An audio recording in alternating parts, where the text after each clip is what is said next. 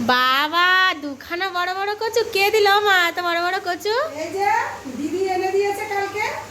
আমার মাসিদের মানে সামনে ডোবায় অনেক কচু হয়েছে।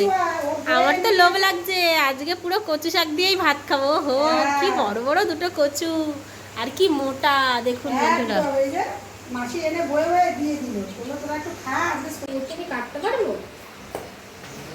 এইভাবে কাটতে হবে না, প্রথমে এইখান থেকে কেটে নেবো এইভাবে, না আরো গোড়ার দিয়ে? নিয়ে না, আর গোড়ার দিয়ে কাটতে হবে না। দেখিস, হাত দেখিস।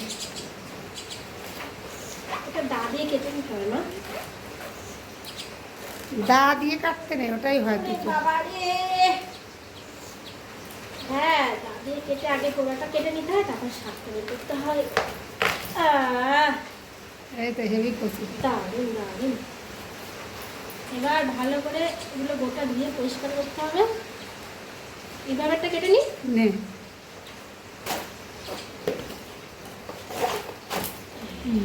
ঠিক আছে, অন করবো, অফ করবো। হ্যাঁ বন্ধ করো।